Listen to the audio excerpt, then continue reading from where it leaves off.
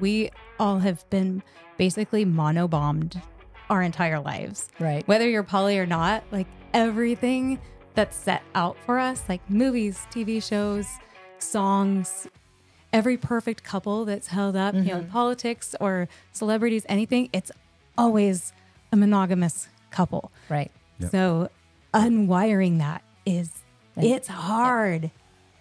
Polybombing, that is the topic for today. We'll be talking about what it is not, and giving 4 practical tips in case you have just been polybombed. Thanks for joining us. So let's start with talking about what polybombing is. And essentially it is when you are in a relationship that has been monogamous and now one partner is coming to the other partner and telling them they don't want to be monogamous anymore. So essentially they're coming out to their partner. I think sometimes it's received as deceit, like they've been hiding it all this time. But I'm not going to say that never happens, but in this case, polybombing is not referring to that. This is like the person who is polyamorous or wants to explore polyamory has just discovered something about themselves that they now are sharing with you. So that is what it is. What polybombing is not is it is not a literal bomb. I know if you have just been polybombed, it probably feels like it. As someone who has been in that boat, I know at times it felt like it, but I promise you, nothing has actually been destroyed. So let's talk about the options for the polybombing. Say you were just polybombed.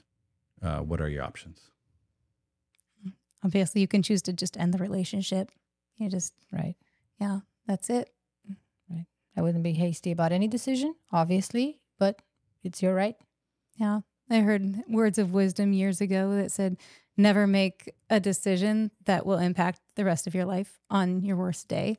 Absolutely. Oh, good, If good advice. Yeah. Yeah, If today is a absolutely. really bad day for you, don't make any decisions that are going to. Absolutely. And this is, I'm hoping this is not a decision that anybody would make in a day or even a week or two or even a month or two.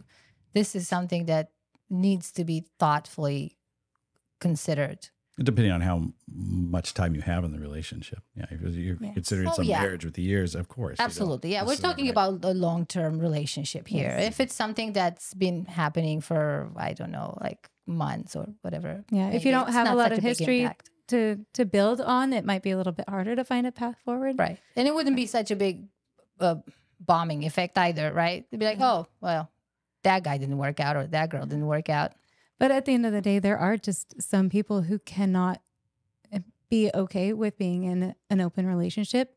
Right. And there are some poly people that once they find out that they're poly, that they can't be happy with not embracing that part of themselves. That's right. So if you find yourself in a situation where you both fall into those extreme camps, then it might be. It forces the polybomber to have to make a decision. Do I want to stay in this relationship as a monogamous partner? Or do I want to just keep being monogamous and deny who I am? Exactly. Right. And there are people that do that. I've met people that do that. But in reality, like realistically, once the cat's out of the bag, you cannot put the cat back in the bag. Yeah. Things have changed. Yes. Yes. Everything's changed. You will always know that your partner has those desires and that they are not completely fulfilled with you. And that would lead us in, I think, to the second option that you have is to give them an ultimatum, or the person, I'm sorry, not him, put a gender on it, but the polybomber, an ultimatum. Like, you could stay with me and be monogamous in this relationship, or, we need to separate. Exactly. Right. Yeah. And then at that point, the ball would be in the polybomber's court to decide if they can, if they can do that. If they can forsake their polyamorous nature or not. And I definitely am not taking any sides on this. Non-monogamy is not for everyone. Think about it. Make a good choice. And I don't know, be ready for change. Change, and even though it's painful, it's beautiful. It helps you grow as an individual and as a couple. Yes. Change is a part of life, no matter what. That's the only thing. The only thing that's constant is change. How cliche is that? But it's cliche because it's true.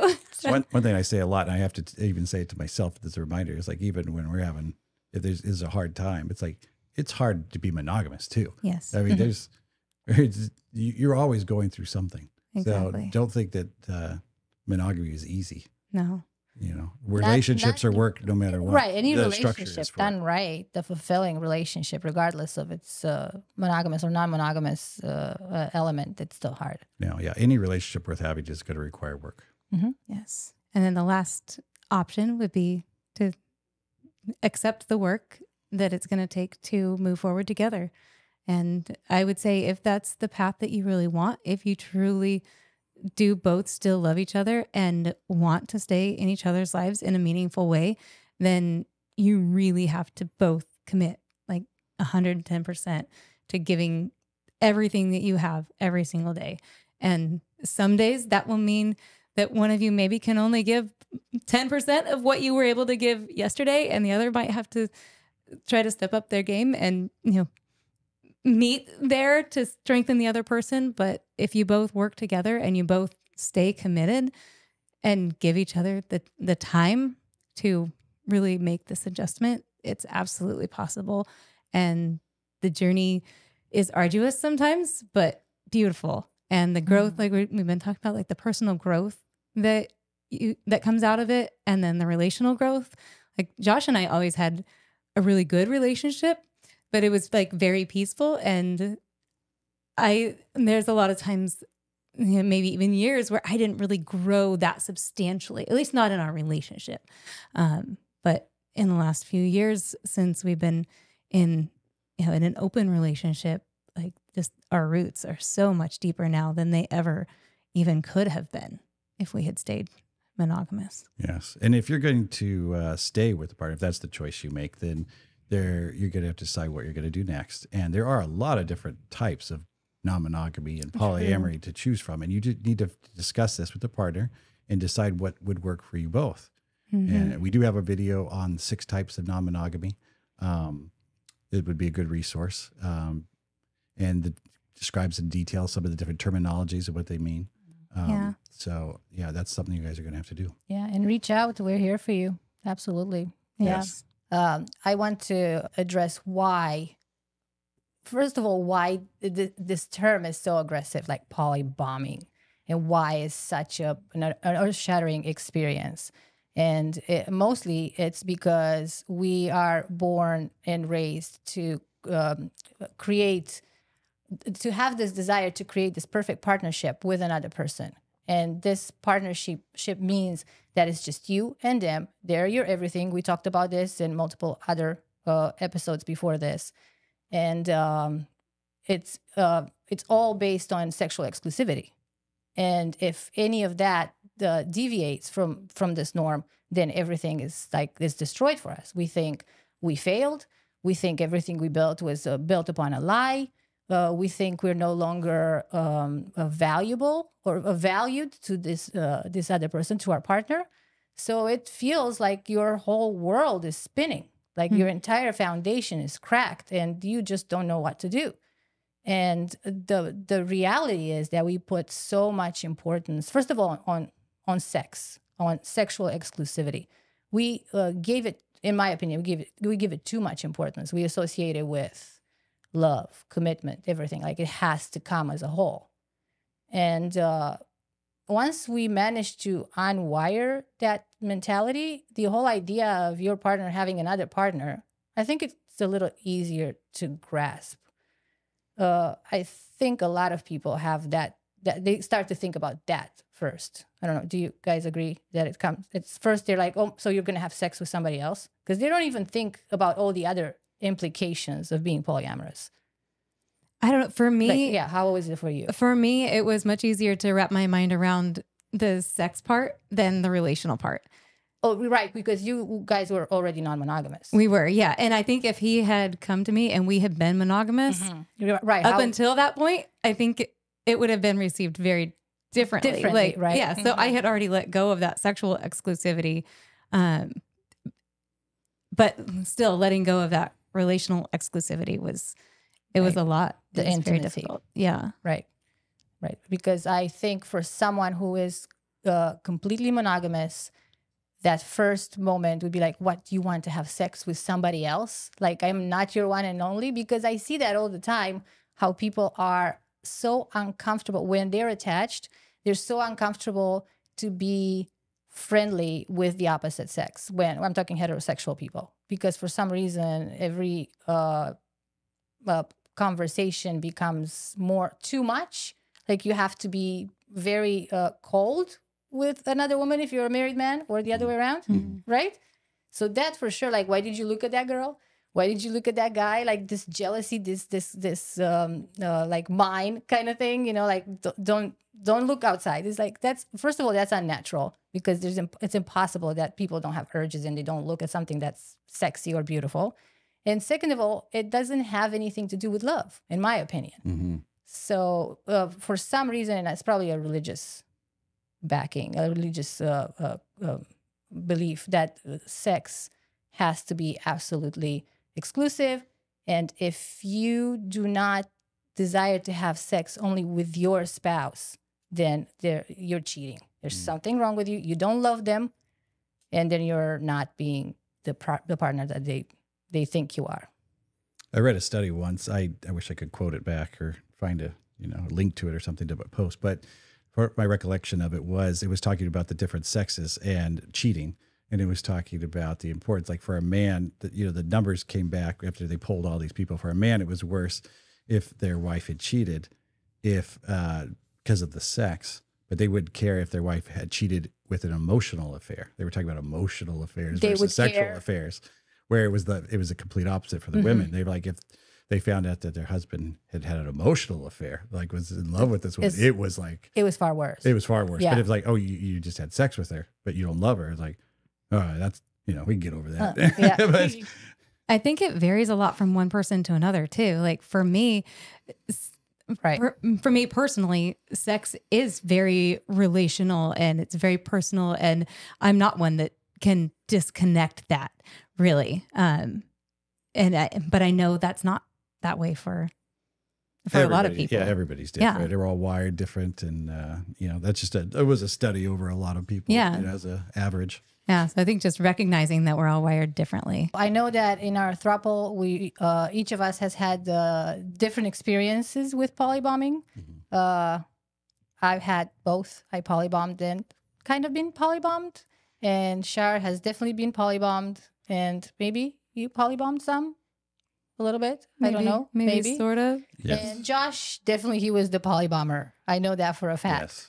So we are going to come at you from different perspectives. And from a female perspective, from a male perspective, from all kinds of angles. It's going to be very, very good for anyone who's going to listen. I'm pretty sure you guys are going to find something that's going to resonate with you. So let's start with Shar. She has been in the situation where she's been polybombed. So basically, at some point in their relationship, Josh has found out that he is polyamorous, and he has decided to come out to her. And how did that feel? Like, give us a little bit of a context.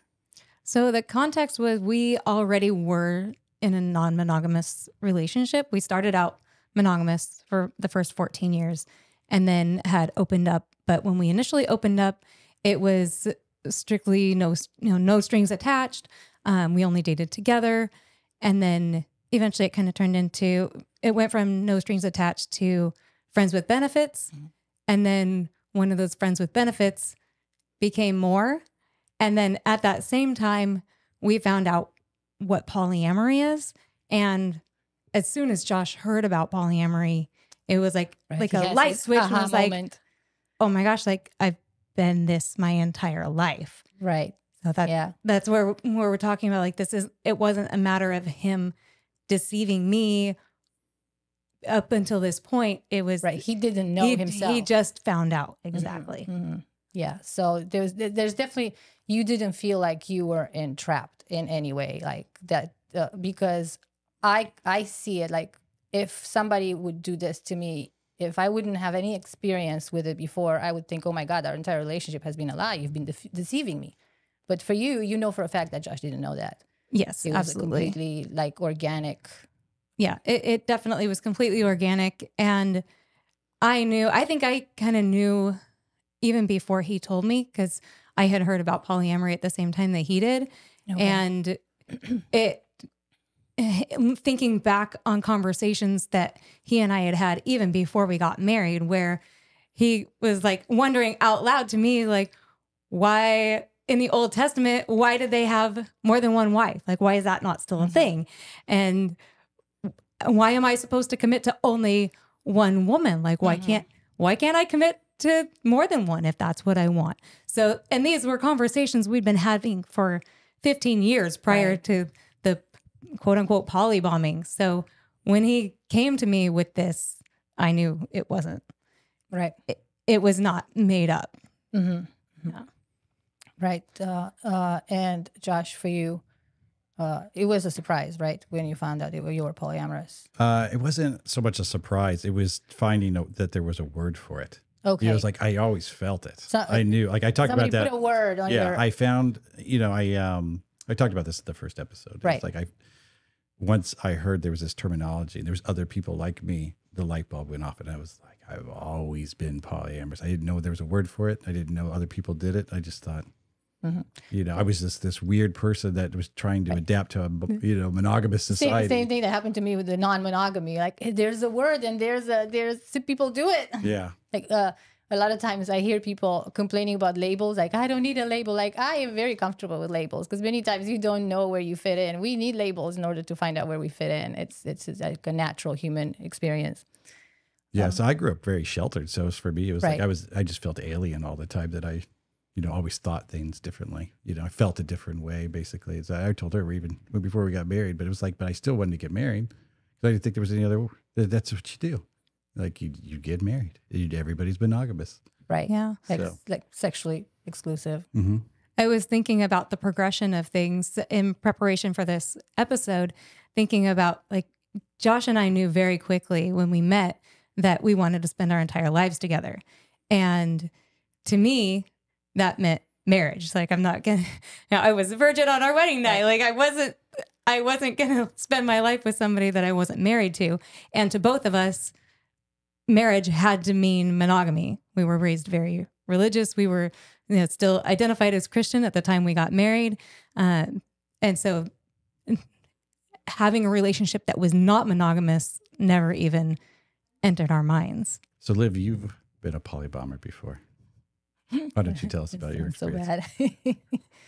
Well, first of all, when I polybombed, I was very nervous and I didn't know how to do it. And I was thinking, how do I start? How do you start? It took me months to, and I still think I did a pretty bad job because first you have to understand that there's no way this can go absolutely peaceful and no feelings are going to get hurt. Feelings will get hurt. My feelings were hurt. Everybody's feelings were hurt. Like it's a traumatic and painful conversation to have because you know that the person you're going to tell to that you're polyamorous or non-monogamous are going to take it very, very personally at first.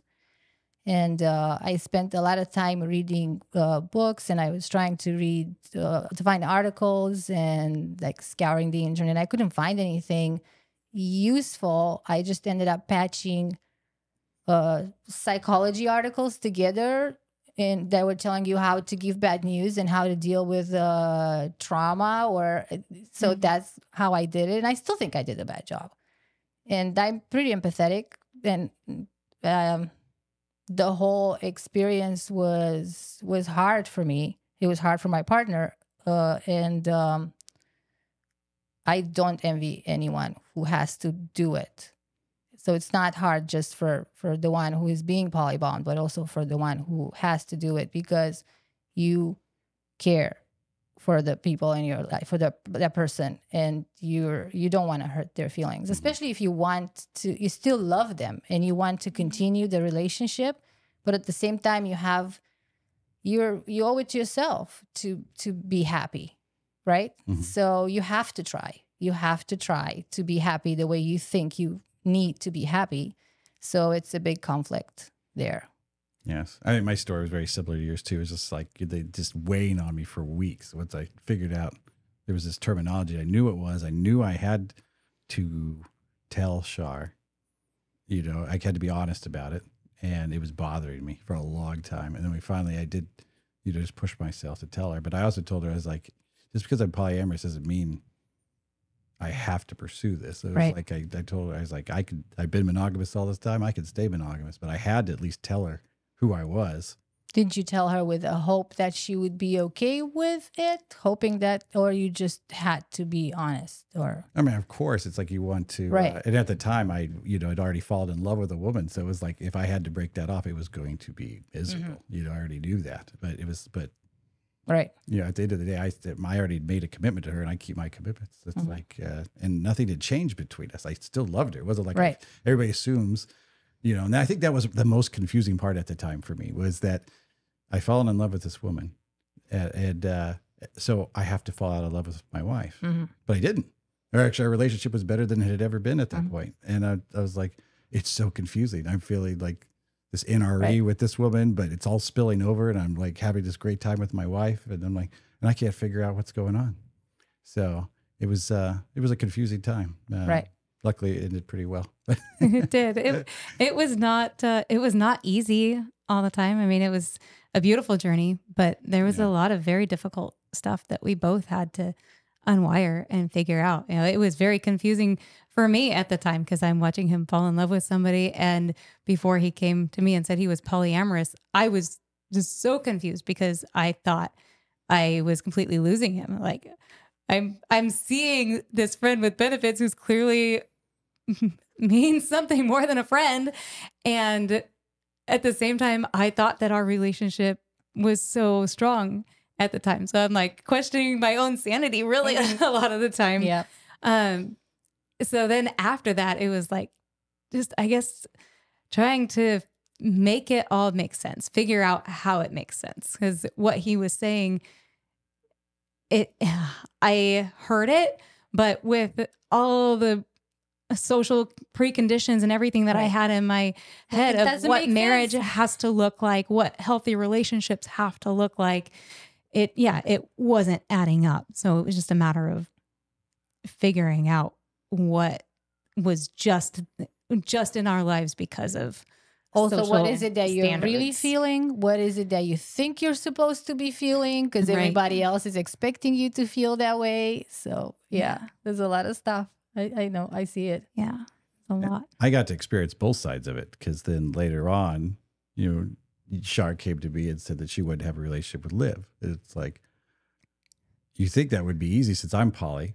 It was like, oh, that should be understandable. But I did the nod and smile. Oh yeah, that's a great. Yeah, that sounds good. Beautiful. But I had beads of sweat going down my, you know, side of my head, chills on my back. And like, what does this mean? Yeah. How's this going to work? How does this change our relationship? Yeah. And all these, you know, these fears come out of nowhere, whether they have any place or not. You're like, Right. oh, that was a huge fear. Like, oh, what if they get along It's a better? natural reaction. Like, this is the best example because you know what it's like. You've done it. But when you're on the other side, you still had the same reaction. Instead of saying, oh, yeah, sure, whatever, you had the same fears because you're also brainwashed by society that you're supposed to be in a certain way. Like, even if you don't want to, this is something that it's really hard to get. Even if you don't agree with sexual exclusivity or monogamy or whatever in that area, your mind is still set to do that. You're going to wake up one day and be like, oh, is this wrong? Can I do this? And then the other day you'd be like, oh yeah, this is perfectly okay. I can do this. Well, for me, there's no right or wrong, you know, because I was poly myself. For me, there was like this fear of lack of resources. Like, right. That's what I mean. Yeah. It's like, what am I still going to get my needs met in this relationship? You know, That and just our relationship changing, knowing the dynamics right. would change. Yeah. That's what I meant. Like the fear of lack of resources. Yeah. Yeah.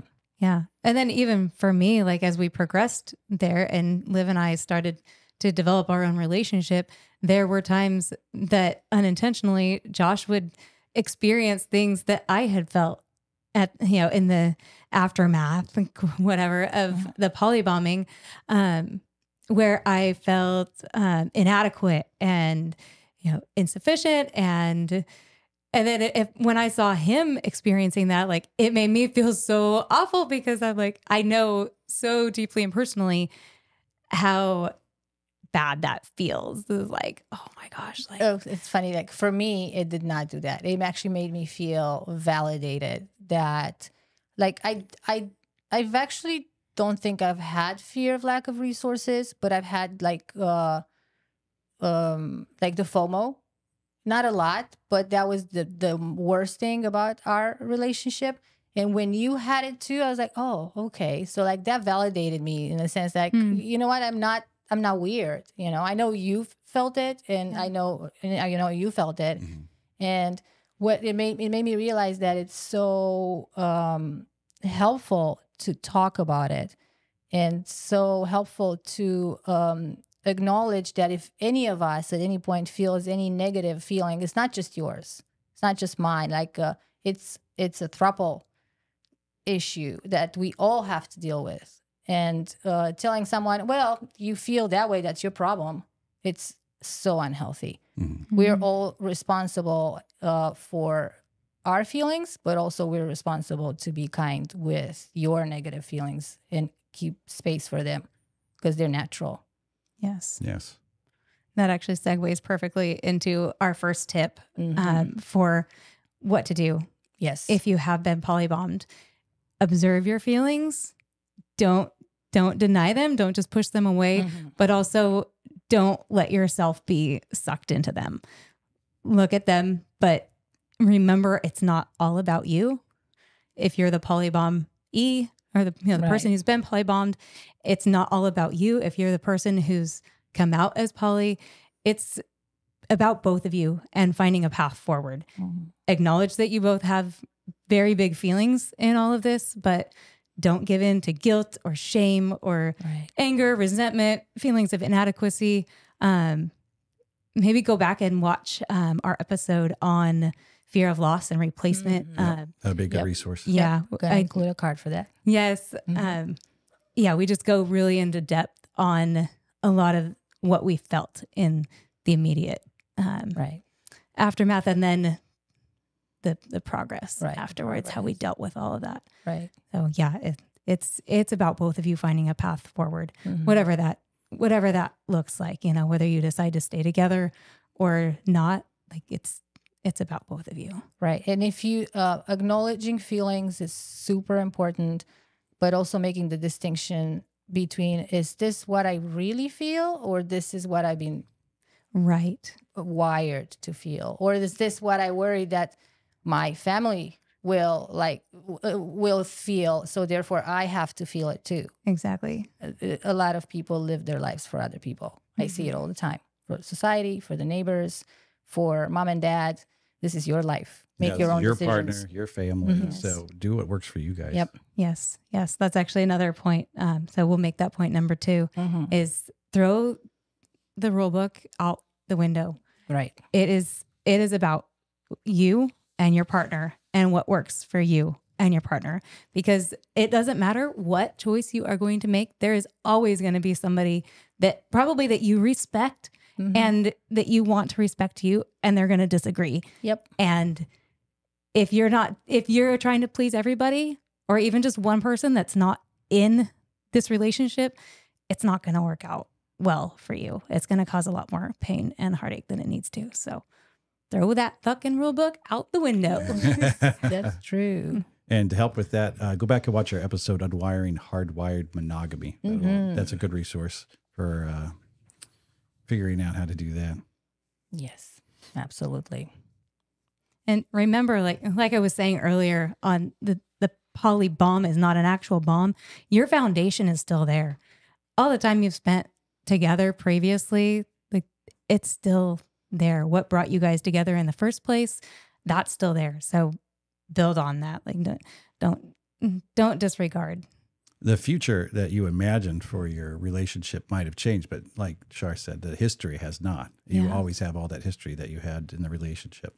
Yeah, you might have to reframe things, but in fairness, there's always things that are going to come up that force you to reframe what you thought your future would look like before. Maybe a job transfer, an illness, a sick family member. There's always going to be something that you didn't anticipate. Yeah, if you're in a relationship that has growth, there's going to be growing pains. It's like that quote, when you stop growing, you start dying. Exactly. Yes. And one other thing to add, this is actually, if done right, this is actually going to bring you and your partner closer together. You'll get to know this person deeper and better than you ever had before. It's a good thing. Yes. Yeah. Another tip, I think we kind of touched on this earlier, but when you encounter resistance, Liv was touching on this before, stop and observe it, but don't necessarily let it stop you. Like figure out where that resistance is coming from. Is it coming from cultural norms? Is it coming from something, a natural way that you're wired that you just know, you would be not being true to yourself if you compromise that. So just stop and take a look at it and figure out how to proceed, and don't just be like, oh, this isn't working. This is uncomfortable. So I need to stop. That's right. Yeah. The hardest thing for me in non-monogamy in general has been this clash that I could feel that I have in my head and in my heart between how I really feel and how I think I should feel. And it's been so hard to not only recognize it, but it's been hard to rewire my brain not to go for that instinctual, like, oh, I feel hurt because you said you like this other woman. Like instinctually, I'll go for that, but I wouldn't really feel that. So it's been a rewiring on how to react to something that in reality didn't really bother me.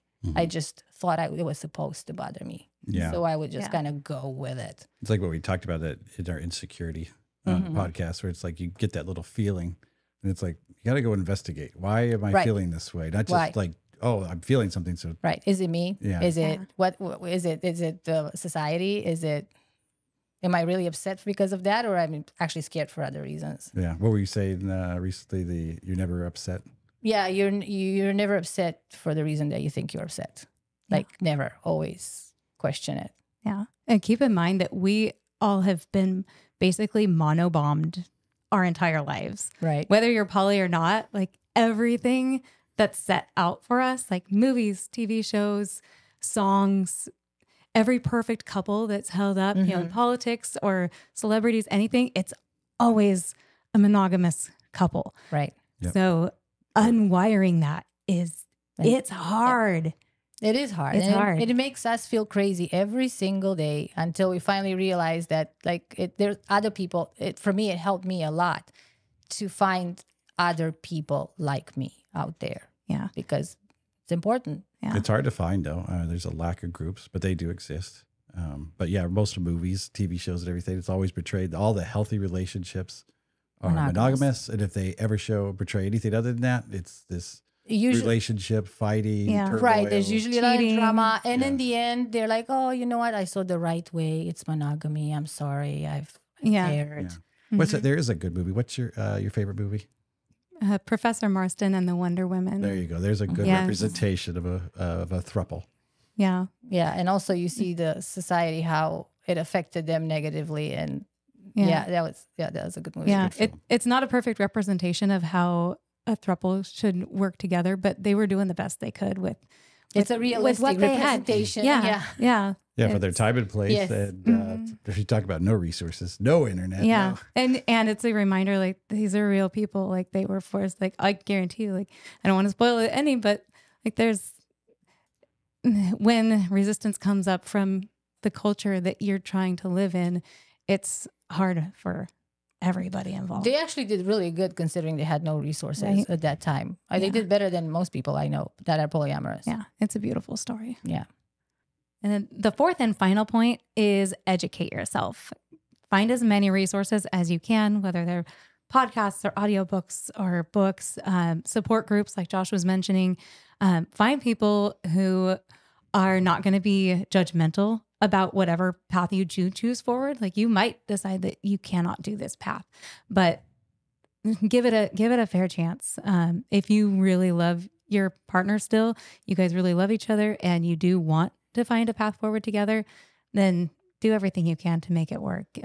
I've heard, and I would say even from personal experience, it does take about 1.5 to 2 years before you really are on the other side. It's not that it takes that long to see even a glimpse of hope. For me, that started coming within just a couple weeks of hope of the beautiful life that you can start to build with this new framework. But be patient with yourself and with each other. Again, stay away from those feelings of guilt and shame and resentment and all that. And yeah, find resources and lean on each other. When you feel like pulling away, lean in and stay strong, and it'll be worth it in the end. And some good resources. Esther Prell is a good resource. Yes. On YouTube. Teal Swan, she's got a video on polyamory. It's very good. Polysecure by Jessica Fern. She has a new one, Polywise. I have not read that one yet, but she's very good. She's polyamorous herself and an author and an attachment expert. So it's very interesting. That's a very good resource. Is making this transition successfully, you usually have to do a lot of dismantling the attachments that you had in place, the attachment styles, and you have to find new ones. But those new attachments are much stronger, more stable than the previous ones. Yes. Yeah, and also it involves a lot of introspection. It's going to bring out a lot of skeletons that you have hidden very well in your closet. I'm talking from experience, and sometimes you're not even going to know what it is that's hiding. So I definitely recommend meditation and a lot of introspective work. And it's going to be, in the end, it's actually for you. Don't do it for your partner, do it for yourself, because when you're going to find what it is that makes you uncomfortable with this, you're going to be far happier. Yeah. Yes. You're probably tired of hearing it if you've been looking at resources, but you're going to hear over and over again, it takes a lot of communication. And that is 100% true. Yes. Healthy communication. Healthy communication. Not yelling and screaming, but yes. Definitely teamwork. Yes. So a lot of late night talks, figuring out what you want and how we can do this. But in the end, it's worth it. And there's a lot of growth that happens in that too. So Yes. Absolutely. I wouldn't change it for the world. Yes. Thank you for helping to normalize alternative relationship structures by liking, subscribing, and sharing with people just like yourselves. If you found this episode helpful, please comment below. and we'll see you next time. Bye. Bye. Bye.